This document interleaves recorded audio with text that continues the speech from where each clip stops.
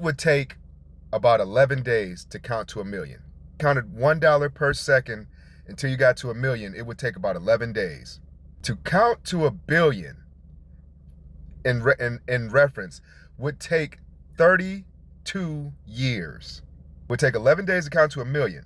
It would take 32 years approximately to count to 1,000,000,000. It's a lot of money that nobody really considers anymore. In 2026, we treat this dollar value like it's nothing. Like I was growing up, $1,000,000 would last a person pretty much a lifetime. Like you could live very comfortably off $1,000,000. Now in 2026, the government asks for billions and trillions of dollars. We give 40 billion to a different country every year. Billions to Ukraine and Israel, billions to Argentina. Then the government, the president looks at us and says, hey, I need to borrow 1.5 trillion to continue this war. And it's $1 billion a day or something like that.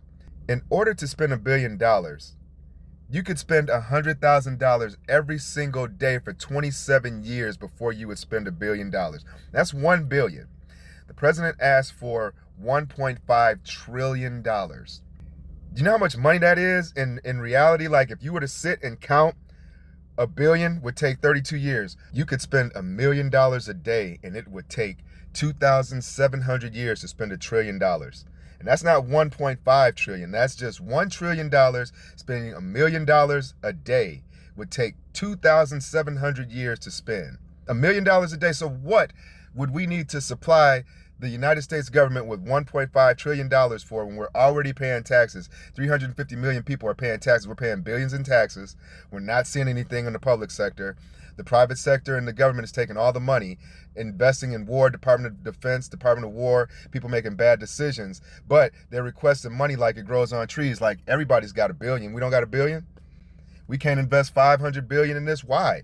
We can't take care of Medicaid. We can't take care of child care. We can't have Department of Education, SNAP, healthcare, any healthcare, but we can fund Pete Hegseth while he quotes Pulp Fiction instead of the Bible, while Trump is pretending to be Jesus / a doctor. You know, we're giving money to idiots and fools, and they're not asking for a little money, they're asking for a lot. But since I don't think the American people understand the magnitude and the size of the amounts of money they're asking for, I think people just downplay it, and it's like a budget. Yeah, we're gonna give 800 billion.